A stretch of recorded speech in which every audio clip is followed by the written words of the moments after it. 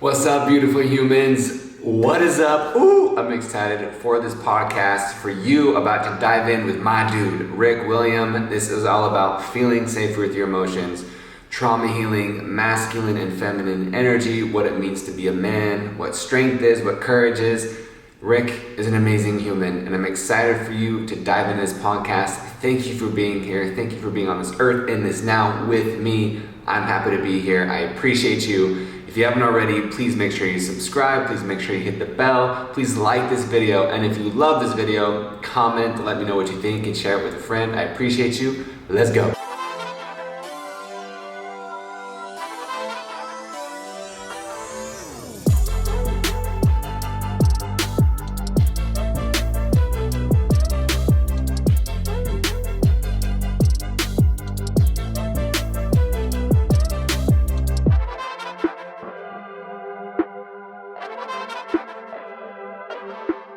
Rick, my man, it is There. it is beautiful to have you. Obviously, for people who are watching this on YouTube, this is a completely different visual. When you're looking at Rick, it's like, what just happened? But anyway, um, before how I want to introduce you, and the intro already introduced you a little bit, but I want to tell you, because I've told you a little bit through Instagram, but other people why I was pulled to Rick. So Rick, he's been in bodybuilding, filmmaking, obviously a good looking, fashionable dude. He's a trauma informed coach, lots of business success, has an amazing relationship. So it seems and it looks like you, Rick, have ticked a lot of the boxes. But the biggest draw to me, to you, was your heart and love and consciousness. And meaning, because to me, heart is consciousness. That's part of the masculine. But the feel that I get from you is different. And I don't feel this purity from a lot of men. So I'm curious what this means to you. And have you always been this way?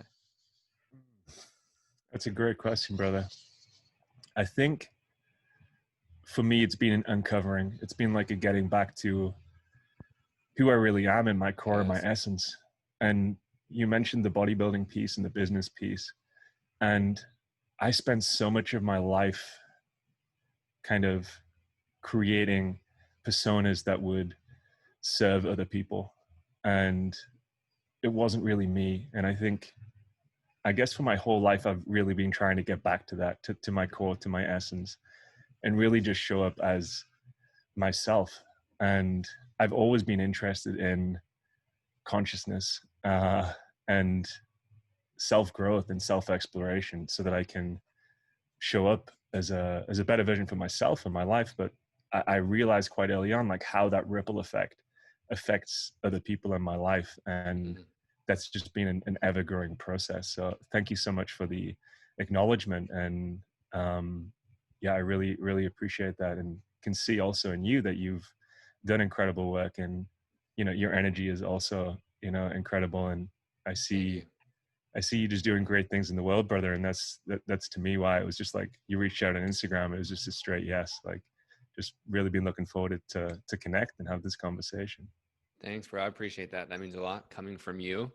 And I'm curious, for as males, there's a lot of competition like that. And that's just part of like a lot of our makeup, but I don't get that from you. And it's interesting what because I've been looking for more men to connect with, like, who are truly aligned and divine.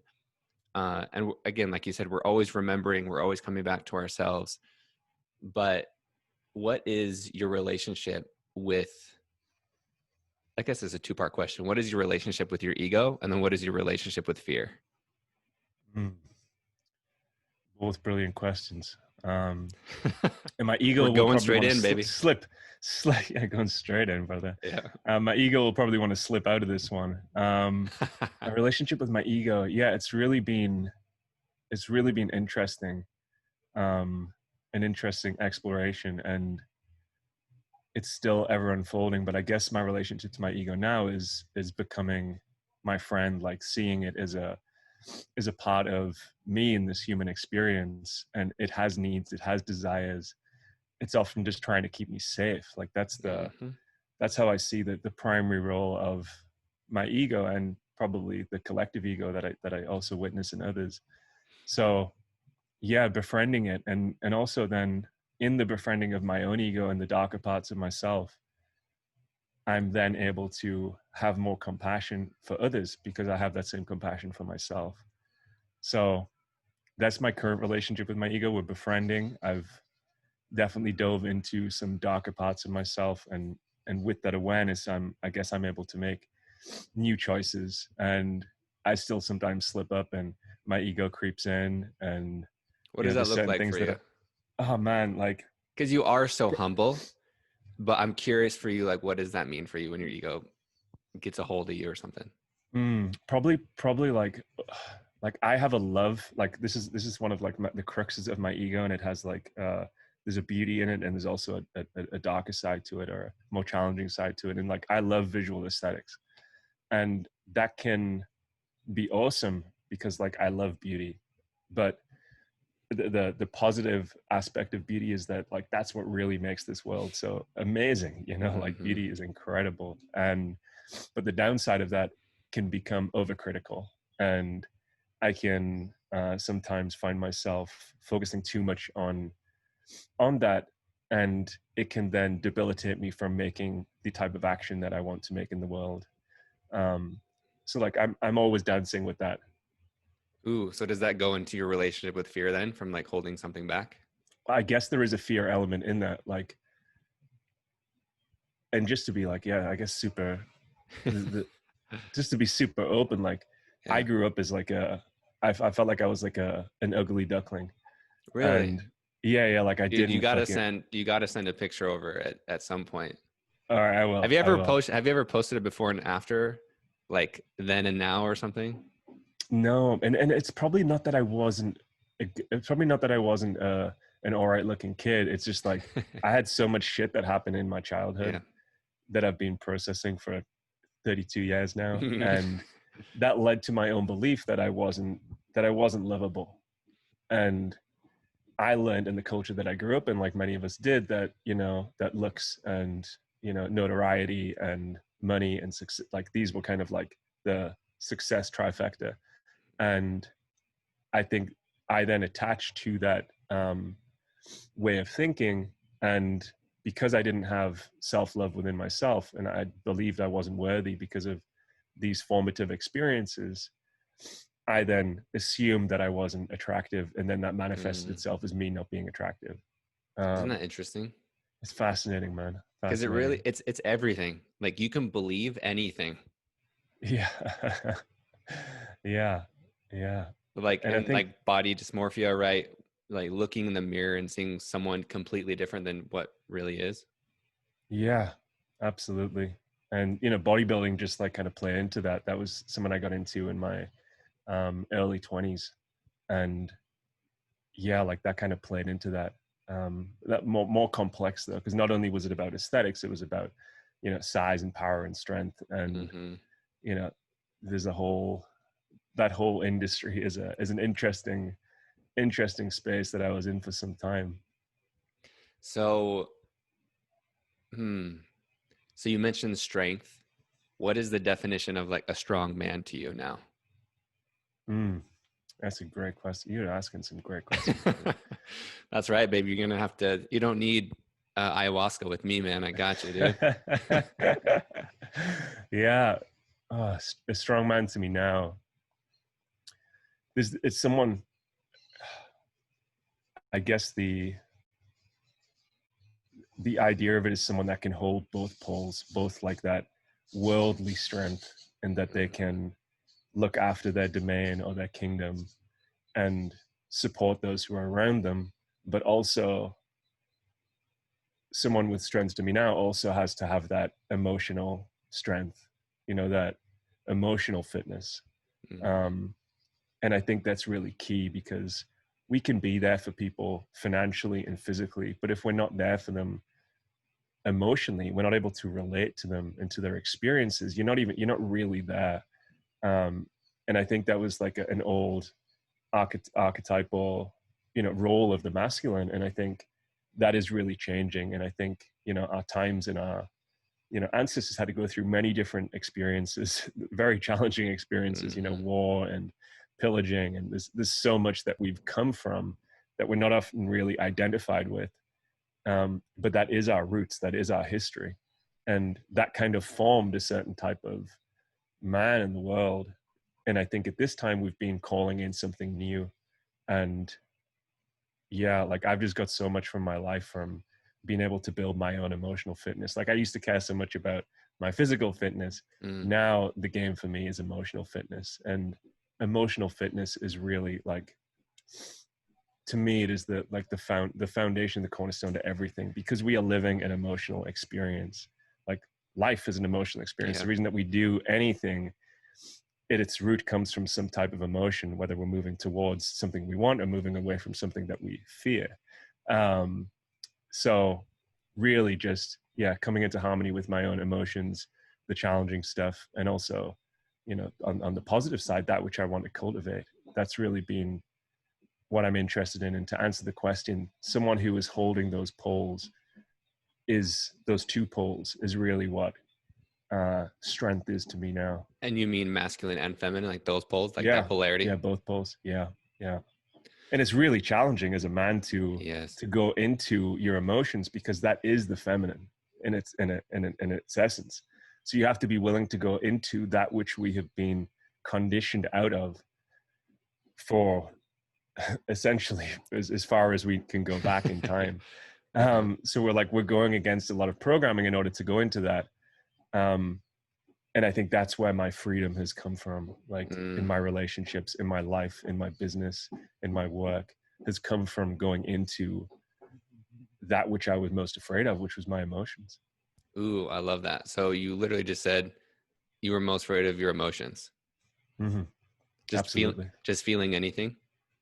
Not just anything, like many of us, like whether you were, bullied at school, or it might have been a parent, or not receiving the love from, you know, our mother or our father in a way that we needed, that kind of holding and support can leave real imprints on us. And um, our minds can then kind of detach from that, and almost like, depend it, almost exist as if it's not real, but it's still there under the hood. And then that is informing how we live our lives Mm-hmm. based on those formative experiences. So uh, in order to change my current reality, I had to go back into all of those experiences and almost re-experience many of them, and I guess kind of metabolize and digest what happened, or how I perceived what happened, and essentially process it. And that was scary, because it was so scary for me at the time that I shut off from it. I kind of cut off from myself. So that to me was the most scary thing, but it's also been Mm. the most rewarding thing. Dang, dude, thanks for sharing that. So, and I know, so with your childhood, as much as or as little as you want to share, what moments, because I know you've done a lot of personal work, plant medicine, trauma, all the fun stuff, all the fun All stuff. the fun stuff. But all they do, to me, it is fun. Like I'm one of those weird people, like it is fun, but it's uncomfortable, but it's fun too. Absolutely, I'm with you, brother. Both poles, baby. I live Yeah, in both. both poles. um, what is something, what's like your first memory or one of the first key memories that you have of not feeling safe in your emotions? A lot of it stems from about the age of age 3 and age 7. um my mom was going through a rough time. Her father had passed, and she basically ended up going out with this guy who was involved in a lot of crime. Mm, And I internalized that experience as me not being lovable to my own mother, and also being in a threatening environment wow. with this other man. And that went on for like from age roughly 3 to 7. And I basically learned at that age to shut off from myself, because I couldn't cope with the situation, the environment. So that's where a lot of it stems from, and that's where I've had to kind of go back and heal and find compassion, both for my mother and my stepfather at that time, Mm-hmm. and realize that it wasn't my fault. You know, like I blamed myself so much. Like I thought I was like a bad person. I thought like God had, you know, smited me with this experience. um, Uh-huh. but only now to realize that, you know, those experiences I've been able to alchemize into the life that I live now. And honestly, like the crazy thing is like I live like a really beautiful life now, and I have a Mhm. beautiful partner. I live in Costa Rica and I get to do amazing work helping others. And like I just wouldn't have had that. Like I probably would have been stuck in the UK and Northeast England just in some, you know, regular job, like, you know, crying out for meaning in my life. Mhm. But I guess through the alchemizing of those experiences, I've been able to find meaning within them. And I think that can be the beauty of this type of work, whether you're working with plants or you're doing trauma work, is that you can alchemize it and make it into something more beautiful. Dang, dude, I love that. So I want to come back to because you've mentioned feeling undeserving of love a couple times.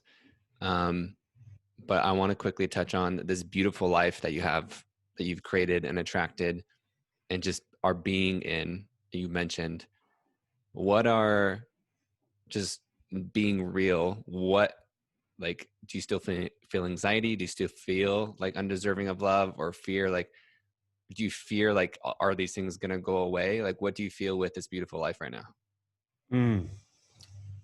So all of those things definitely still exist. Mm-hmm. But like in any healing, it's not about like, for me, it's not about reaching a certain state. It's about like, can we reduce the frequency, the intensity, and the duration of any of those? And Ooh.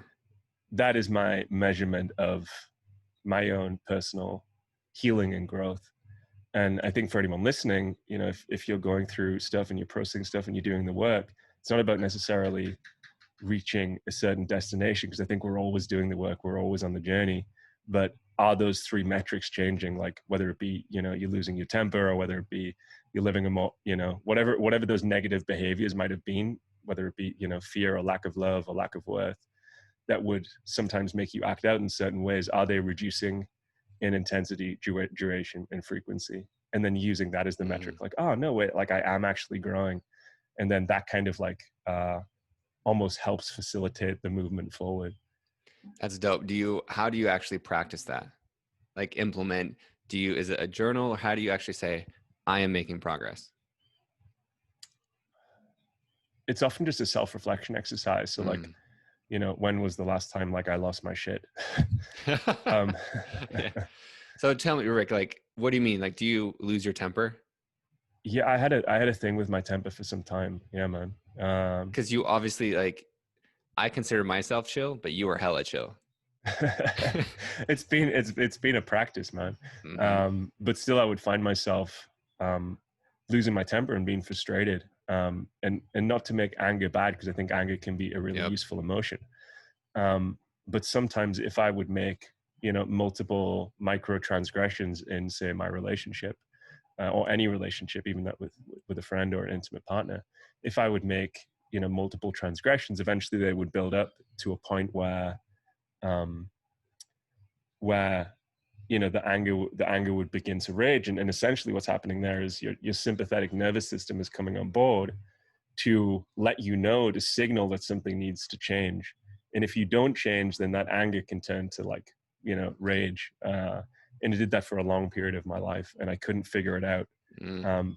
But really, was it, the root of it was like my broken heart. So like from my healing work, from like my therapy, my work with the plants, meditation, and just being able to process and sit with my own emotions, like that has reduced massively. So if I look back on my life, you know, 2, 3, 4, 5 years ago, I can see and feel the progress, because, you know, I don't lose my shit as much. I'm able to manage my situations Mm-hmm. with I guess more grace, without causing as much disruption. Because man, like for any of the men listening, I'm sure you'll resonate. Like if you've lost your temper in front of people you love, like not only does that cause issues and problems, it's the shame that comes after it. Yeah. It's like, and then it sends you in a freaking spiral. Spiral, uh and it repeats. and then it repeats. Yeah, man. And Mm-hmm. then we blame ourselves. We're like, we're a bad Yep. person, you know, we're not lovable. It just starts to refeed that same core belief. And that's why I think getting back to our core beliefs, getting back to our initial wounds, whatever that might be, um, and healing that and loving that and sitting through that and allowing yourself to process that and freaking crying and Mm, whatever that might be, or punching, like however you need to move through that emotion, it's different for different people.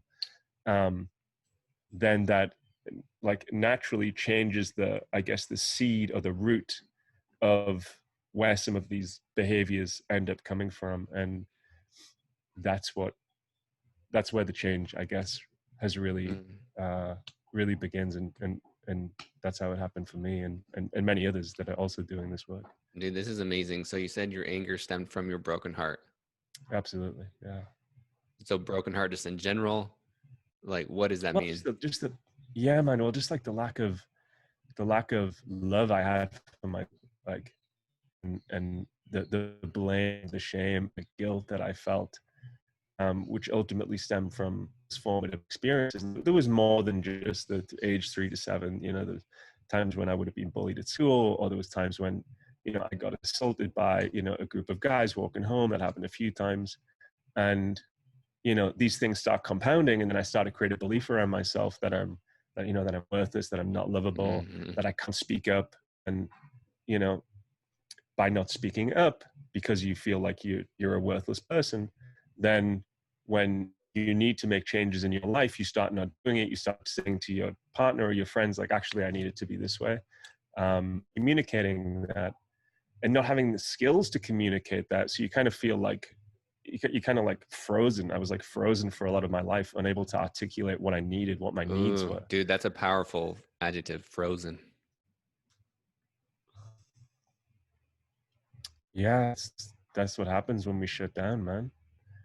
And that's in terms of, I love the nervous system, right? So like I think the neuroscience or the science didn't really help, or it helped me realize, um and kind of took some of the shame and guilt away, like realizing, oh wait, like I've got a nervous system and I have like a dorsal shutdown response, which, like, that's the depression, the sadness, the loneliness, the not reaching out for help.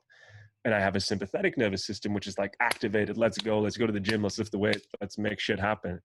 But I also have a ventral vagal system, which is like love and connection and community. Mm. And all mammals have this. And it's fun, it's play, it's laughter. And then realizing how to navigate my nervous system, I, in the process of that, I realized, like, oh, wait, like me acting out or like me losing my temper, that's just like a nervous system response based on my history. That makes sense. And then in the it makes sense, you know, aha moment, I'm like, yeah, that does make sense. And then the guilt and the shame begins to lift itself, and more self-forgiveness and more compassion begins to I love that. emerge. So basically, yeah, it's realizing your mind and body's doing exactly what it's wired to do. Yeah, Right? exactly. Yeah. And so it's Yeah, like, totally. it's not my fault. I'm not a terrible person. I'm not unlovable. It's like literally I am responding. Actually, I like to flip it. It's like, I'm actually really amazingly, like, I'm functioning exactly as I'm supposed to. I love that. I'm functioning exactly as I'm supposed to. That's perfect. Yeah. Right. And so, yeah, it's not your fault. It's, you have a body and you're And going you to have an respond to that experience. trauma. Yeah. It's like, that's cool, dude. Thank you. Thank you for sharing that. And you said, there's a couple things there, but what do you, because you were saying, you know, if there are any men listening, and there for sure are, and you mentioned temper, you mentioned like being masculine and feminine, like emoting, being feeling safe to do that. What do you think? It could be generally, it could be specifically, it could be just your own experience. What do you think more men need or should, or I don't even necessarily like those words, but what do more men need to realize? Mm. Well, instead of the need or the should, I would ask the question, if you're in a position in your life where it maybe doesn't feel, or like it's not like your life isn't showing up in a way that you want it to. It's like you get a deeper sense that, like, I sense that it could be different. And maybe some of the symptoms of that are your work doesn't feel very meaningful. Mm-hmm. Your relationships don't feel as connected as you want them to be. And, you know, maybe you're doing some behaviors, whether it be losing your temper, maybe you're, you know, drinking too much or eating too much or you're smoking too much weed or you're relying on other drugs in order to have a felt experience, I guess if any of those are showing up for you and your life doesn't quite feel like how you'd imagine it to feel, then I guess the next question would be realizing or seeing like, oh my God, like I'm doing all of those things because I want to feel a certain way. And I recognize that life is a felt experience. And if life is a felt experience, then surely my ability to feel will determine how my life is. And if that feels true to you as you're listening, then I guess maybe the invitation would be to begin to cultivate a relationship with your own feelings. Mm. And from my own work and my own experience, I can 100% say that has completely transformed my life. From living, like I had all of the things that society said were, great in my early 20s. Like I had a really successful business. I had a team. I had, a M3 BMW. Like I was like known in my city, and like none of that made me feel very good. Like I felt empty inside still. And I just had that sense that something wasn't quite right. And it was only from, stopping my focus on being so physical at the gym and building my Mm. emotional fitness that my life actually began to feel how I sense that it should feel, and my relationships become deeper and my work become more meaningful.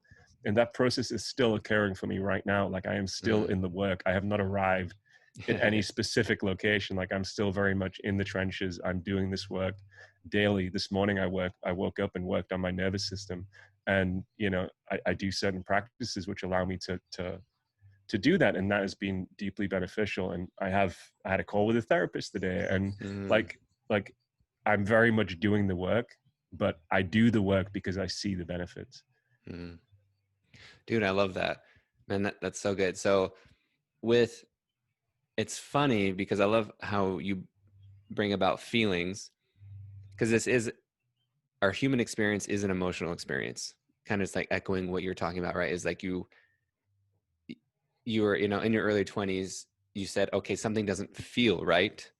And a lot of people don't realize you are completely like emotional, right? You don't buy the car, you buy the car because of a feeling that you hope you're going to get. Right. Absolutely. So like we're seeking emotions and feelings, which is funny that a lot of men, therefore, we discount or devalue emotions when we're making decisions every day, all day, 24/7 based on emotions. Absolutely. But it also makes perfect sense, brother. Hmm. Like our fathers, grandfathers, great grandfathers, like they grew up in a time and environment that was like really dangerous, and they had to go to war, they had to fight battles, and it was very physical. And because it was so physical, if you'd been to war and you'd seen, your friends and your other brothers be killed or slaughtered, or you had to kill, Yeah. like, and we didn't have the emotional support system. We still don't for the military. We still don't have that support. So then they would come back into the real world, and it would make very much sense that the protective mechanism of that would be, let's shut the fuck off from that. Like, Yeah. let's not feel. Let's agree feeling is not good, and let's just Mhm. move on through life. But now, like, we're not at war, and the only wars that are going to probably exist in our lifetime are going to be biological. Yeah. Wink, wink. Um, but we don't know. Like, is COVID, I guess, a biological war? We wouldn't know because we're in new territory now. So we Hmm. don't know the environment that we're in. But it's certainly not looking probable that we're going to have to go to a physical war. And even if we did, would we really want to? Like, seeing the damage and effect that has caused, like our families, our communities, like Hmm. ourselves, like the trauma that comes from that. Like, would we really want to do that, even if it was presented to us? Or would it actually be better to find a way where we can, find agreements where we can, not have to do that? So I think we're in a new time. That's what I'm trying to say. I think we're in a new Hmm. time, and the new opportunity is that as men, we have the ability to be able to feel again. We don't have to carry that same pain Mm. that our fathers and grandfathers have had to carry. And we can essentially be transitional characters in our lineage, in our life, for our families, for our friends. And to me, that's the opportunity. Like, that's what I live for that. Dude, that's beautiful. So how do we, I'm going to say for men specifically, how do we begin to, like you said the word uncover, or just dive into our relationship with feeling? Just start feeling, just a little, just start that process. What does that look like? Mm, a good question. I think there are many routes in. Yes. Infinite roots in. I think there are many routes in, and it would just be finding one of the routes that resonated for you. That might be breath work. That seems to be a one that lots of men find easy to get into, and that can begin to unpack and uncover emotions. Um, you could find a somatic experiencing practitioner. You could find a therapist. You could, go on a plant medicine journey. That's certainly gonna bring your emotions up.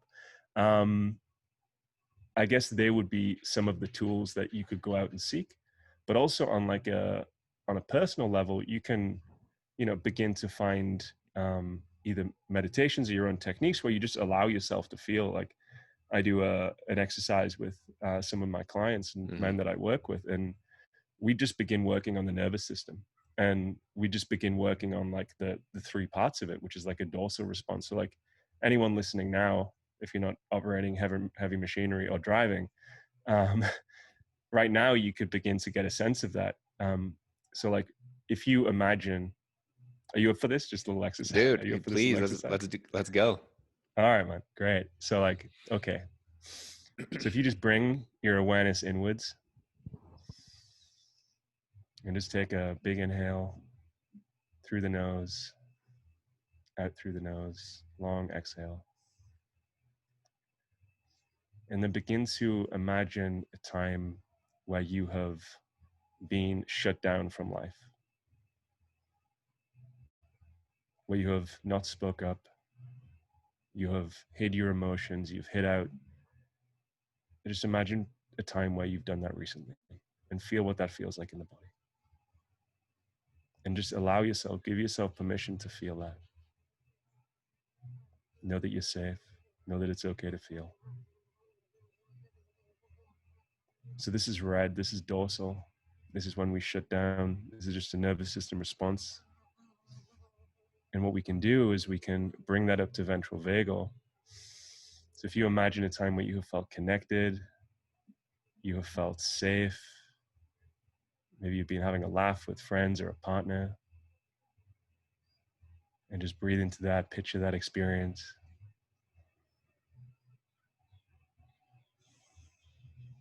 Make it a little more bright, a little more vivid.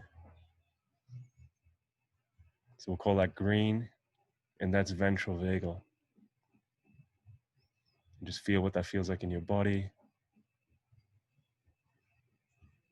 And then we can go up into the sympathetic nervous system. And imagine a time when you were stressed. Maybe your face changes, your hands change. Like, how did that feel in the body? Picture a time when you were stressed. Allow yourself to feel it fully. Does your breathing change? Allow yourself to feel the stress. And that's your sympathetic nervous system.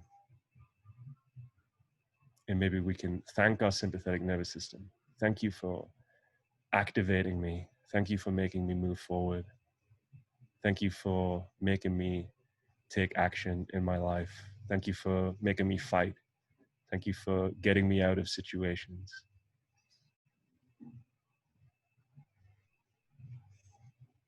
And then we can come back into green, feeling connected, feeling safe. This is the emotion of play and flow. And then we can go up and down them. So we could say, we could go red, so shut down, feel shut down, red. Then we go to yellow, go to stressed, feel it in the body, feel stress, feel the stress. And then go green, connected.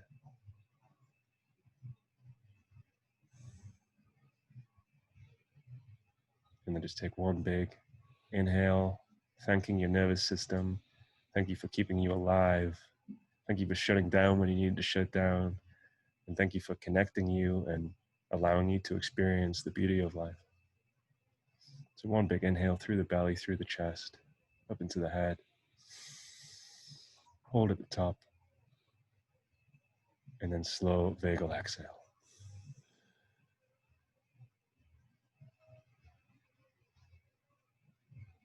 And then come back to the room. Hopefully you haven't crashed your car. But that's like I just did it super quick, but you can begin to get a sense that you've got a nervous system and it's trying to serve a purpose. And so often we make that nervous system wrong. We make our bodies wrong. And I think the first key is to begin to stop making ourselves wrong. And from that, we can have a little more self-love, a little more compassion. And from that, we can build up. Dude, I love that. That was amazing. So what you just said, the body's not wrong, the feeling's not wrong. And from that exercise, you can actually feel that. And that is the first step. Mm-hmm. Boom, dude. That's amazing. Well, my pleasure. It's fun. Well, I feel, Rick, I feel lots of things, but I definitely feel good. I feel grateful. And I have a really big question, but before I ask that, I want to know how you are feeling and if there's anything in that heart space that you just feel intuitively called to share. Let me just tap in for a second.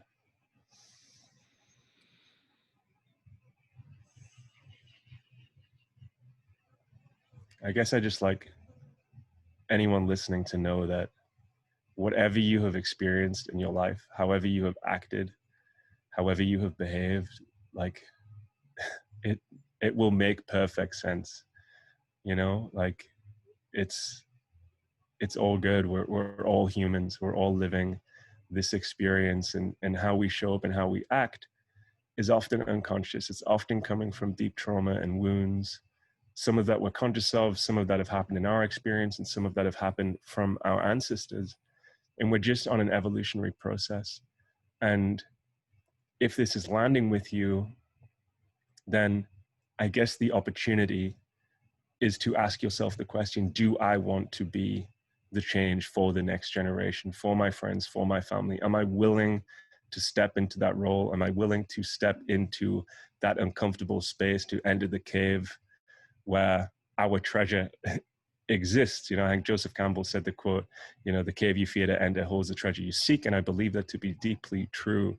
So if you are a man or a woman listening to this and you are feeling called to step into that for the next generation, so that we don't have to carry this pain and these wounds and express ourselves in ways that isn't necessarily as serving for ourselves, our family, the community, and the world, and you want to be a change in the life and you want something, you want purpose, you want meaning, the simplest thing to do would be to take that on, to take on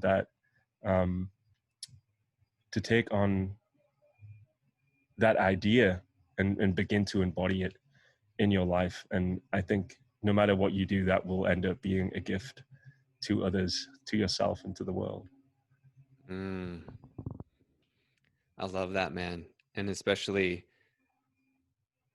it's just as someone who wants to be great, just in life in general, and successful and impactful, that literally, like, that accepting that call that you just mentioned is the biggest way we can do that.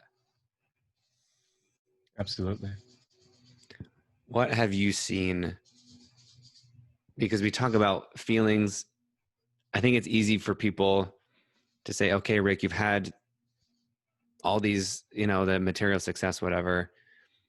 But for someone listening who's still not there, and like, as far as willing to do the work or really dive in, or they see the benefits, do we need to change our goal?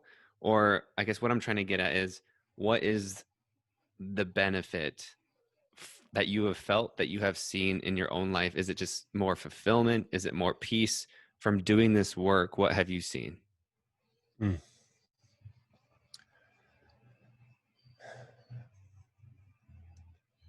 Well, from doing the work, from having that, you know, material success, like that wasn't really my definition of success. It was Yeah, it is. society's, and it was my parents. And I want to be a sovereign individual. I want to have agency of my own life.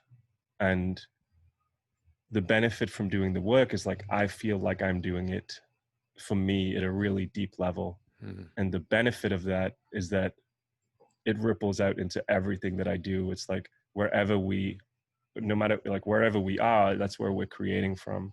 So it's like, do you want to create from a wounded space and not do the work and just see how life manifests itself, which I've done? Or do you want to, do the deeper healing and then create from that space and see what happens? Like you can experiment with both. Like it is your life to choose.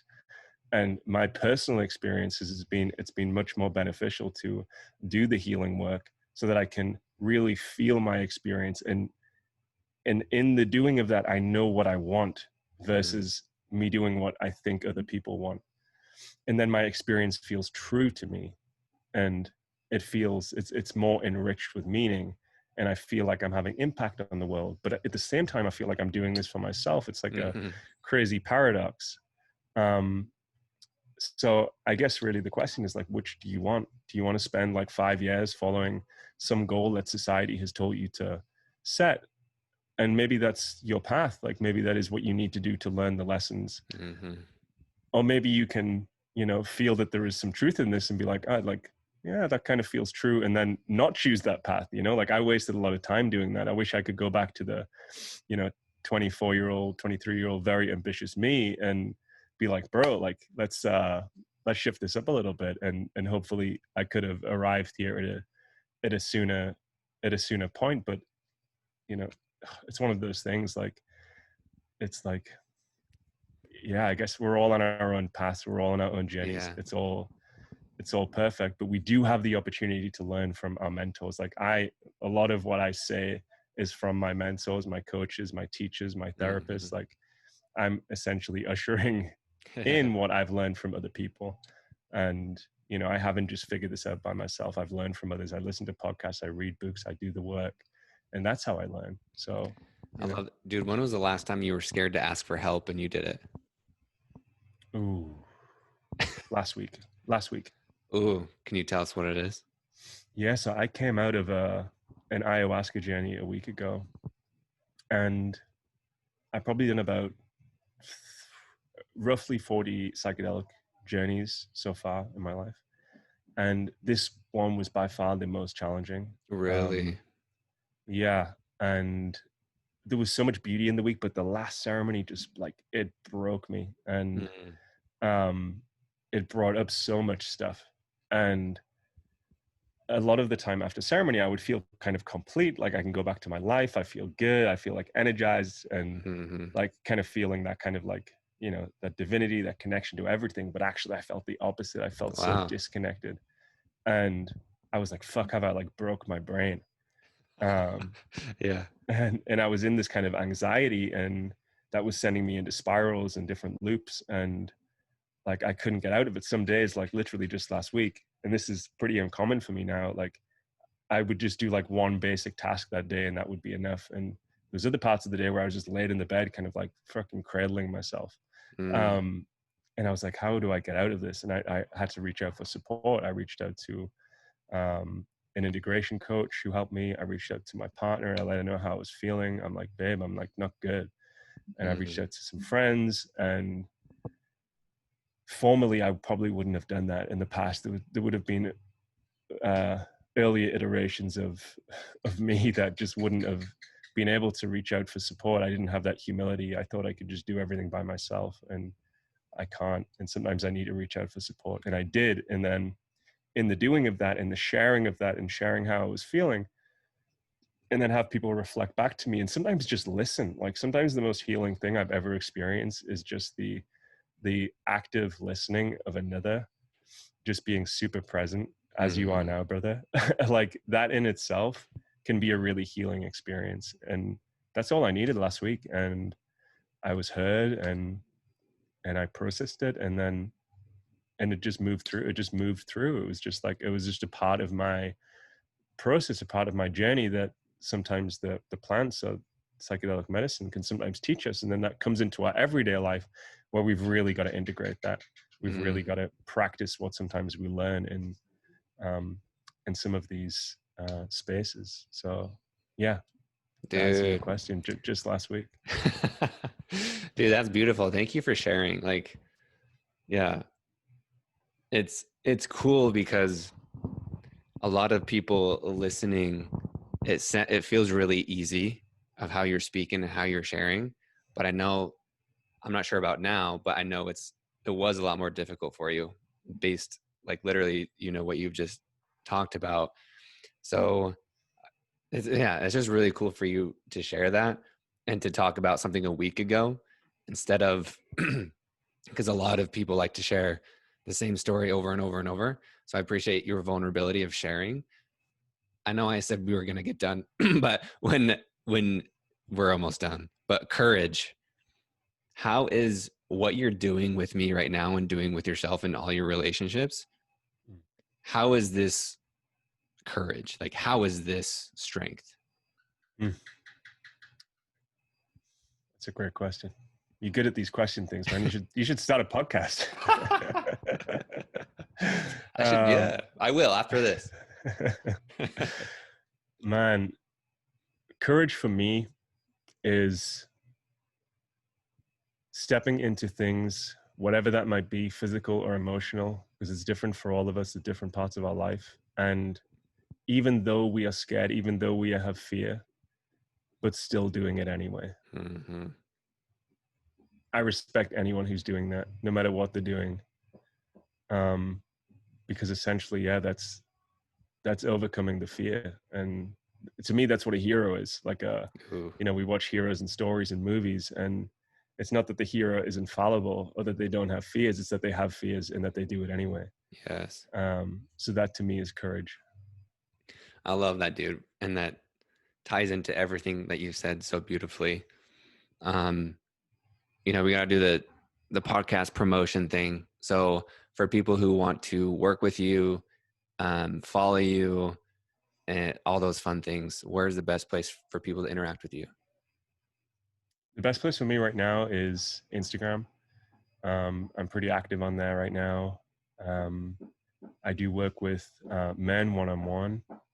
If that's something that someone's feeling called to, reach out to me in my DMs, and we can talk about how that process might work. But also, I just love to connect with anyone. If there was any insights or aha moments that you had during this that were impactful for you, like I'd love to hear about that. So feel free to drop into my DMs. My Instagram handle is @IamRickWilliam, and yeah, it'd be great to hear how this has landed. Dude, I love that. What a beautiful answer, dude. See, I keep coming with these last questions, but you said about that's someone you respect, right? Like with the courage, feeling the fear and doing it anyway. How, and that develops self-trust and confidence. What is something that you're really proud of yourself for?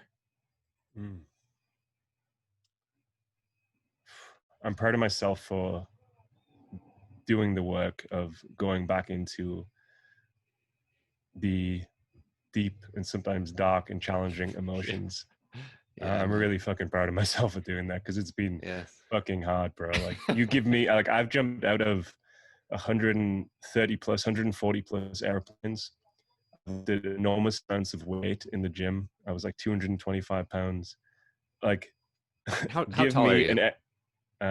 just under 6 foot. Okay. So give me an airplane to jump out of. Like jumping out of an airplane is some people's biggest fear. You literally give me an airplane to jump out of any day versus facing some of this stuff. To me, jumping out of an airplane is moderately courageous. Facing your inner wounds and your inner demons, that to me is courage. And that I am proud of myself for doing. Damn, dude. Well, Rick, thank you. Dude, This was awesome. Like, I appreciate you so much. Thanks for being an example. Thanks for being courageous, for feeling, for doing the work. And I know you feel that.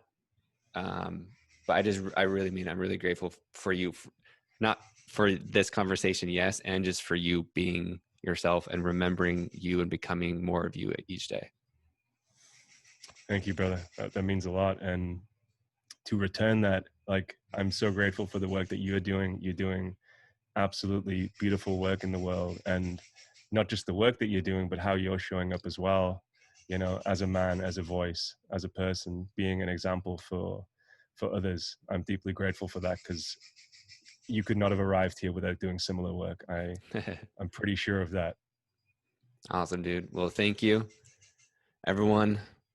That was dope. We appreciate you. Have an amazing day.